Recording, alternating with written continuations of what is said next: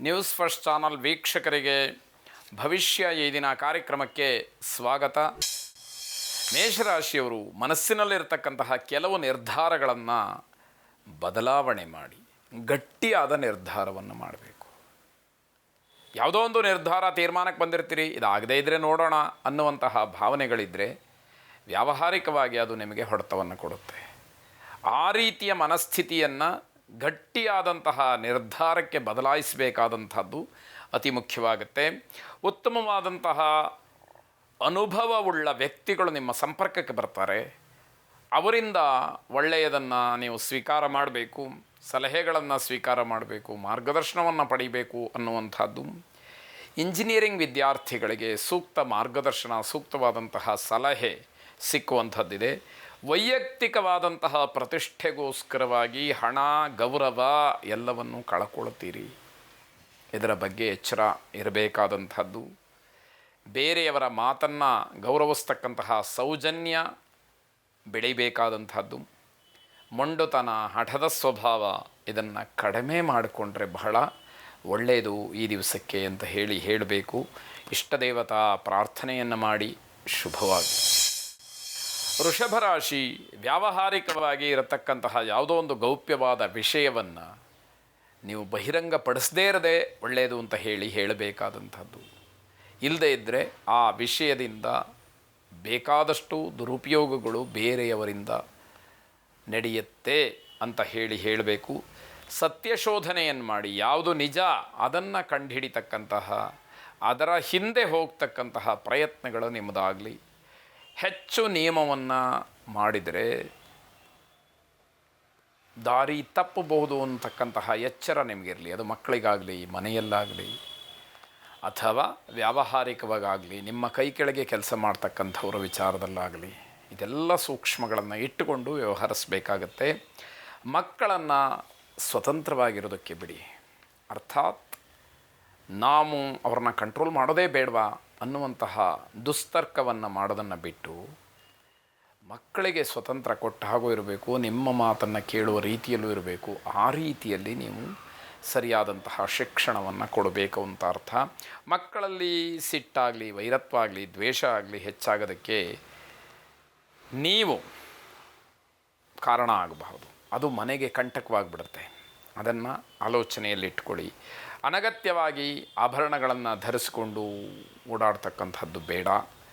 ಲೇಖಕರಿಗೆ, ಸಂಶೋಧಕರಿಗೆ ಸ್ಥಾನಮಾನ ಸಿಕ್ಕಿದರೂ ಕೂಡ ಹಣದ ವಿಚಾರದಲ್ಲಿ ಅಸಮಾಧಾನ ಇದ್ದೇ ಇರುತ್ತೆ, ಸಮಾಧಾನ ಆಗದೇ ಇರತಕ್ಕಂಥದ್ದು.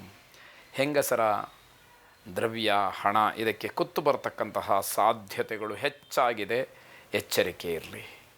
ಕಳ್ಕೊಳ್ಬಹುದು, ಕದ್ದುಕೊಂಡು ಹೋಗಬಹುದು, ಏನೇ ಕಾರಣಗಳಿರಬಹುದು. ಶ್ರೀಕೃಷ್ಣನನ್ನು ಪ್ರಾರ್ಥನೆ ಮಾಡಿ, ವಸುದೇವ ಸುತಂ ದೇವಂ ಕಂಸ ಚಾಣೂರಮರ್ದನಂ ದೇವಕೀ ಪರಮಾನಂದಂ ಕೃಷ್ಣಂ ವಂದೇ ಜಗದ್ಗುರುಂ ಎಂಬುದಾಗಿ 8 ಸಲ ಹೇಳಿಕೊಳ್ಳಿ. ಶುಭವಾಗಿ.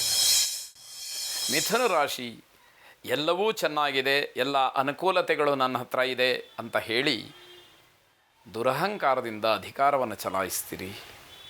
ಎಷ್ಟು ದಿವಸ, ಎಷ್ಟು ಹೊತ್ತು ಅದನ್ನು ಗಮನಿಸ್ಕೊಳ್ಬೇಕು. ವ್ಯವಹಾರದಲ್ಲಿ ಬದಲಾವಣೆಯನ್ನು ಮಾಡುವಂತಹ ಪ್ರಯತ್ನ, ಆ ರೀತಿಯ ಮನಸ್ಥಿತಿ ನಿಮ್ಮದಾಗುವಂಥದ್ದು. ಸುಖವನ್ನು, ಸಂತೋಷವನ್ನು ಅನುಭವಿಸುವಂಥದ್ದೇ ಒಂದು ಭಾಗ್ಯ ಅಂತ ಹೇಳಿ ಭಾವಿಸ್ಬೇಕು. ನಿಮಗೇನಾದ್ರು ಸುಖ ಸಿಗ್ತಾ, ಸಂತೋಷ ಸಿಗ್ತಾ ಅನುಭವಿಸಿ. ಅದನ್ನು, ಆ ಸಮಯವನ್ನು ಹಾಳು ಮಾಡಿಕೊಳ್ಬೇಡಿ. ಆದರೆ ಅದು ಒಳ್ಳೆಯದಾಗಿರಲಿ ಅನ್ನುವಂಥದ್ದು ಕಳಕಳಿ ಅಷ್ಟೇ. ಬೇರೆಯವರಿಗೆ ಸಲಹೆ ಸೂಚನೆಯನ್ನು ಕೊಡೋದಕ್ಕೆ ಮುಂದಾಗ್ತೀರಿ. ಅವರಿಗೆ ಇಷ್ಟ ಇರುತ್ತೋ, ನಿಮ್ಮ ಮಾತನ್ನು ಕೇಳೋದು ಕಷ್ಟ ಆಗುತ್ತೋ, ಯಾವುದನ್ನು ವಿಚಾರ ಮಾಡೋದಿಲ್ಲ ನೀವು. ಅದು ಸರಿ ಅಂತ ಹೇಳಿ ಅನಿಸೋದಿಲ್ಲ.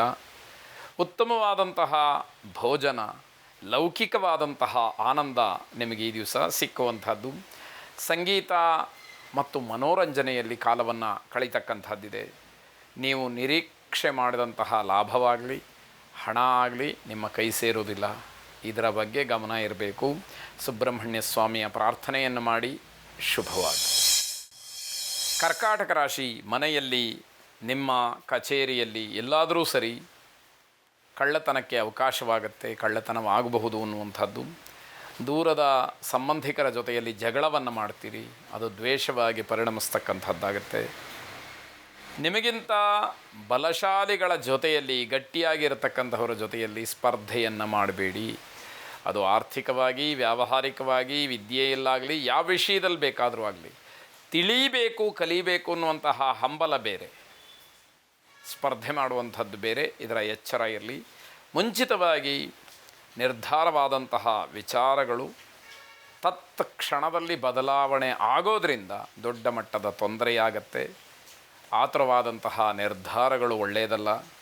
ನಿಮ್ಮ ಸಮಸ್ಯೆ, ನಿಮ್ಮ ದೌರ್ಬಲ್ಯ, ಇದರ ಬಗ್ಗೆ ಸರಿಯಾಗಿ ತಿಳ್ಕೊಂಡು ಮುಂದುವರಿತಕ್ಕಂಥದ್ದು ಬಹಳ ಒಳ್ಳೆಯದಾಗಿರುತ್ತೆ. ಗಣಪತಿಯನ್ನು ವಿಶೇಷವಾಗಿ ಪ್ರಾರ್ಥನೆ ಮಾಡಿ ಗಣಪತಿಯ ಅನುಗ್ರಹವನ್ನು ಪಡ್ಕೊಳ್ಳಿ. ಶುಭವಾಗಲಿ.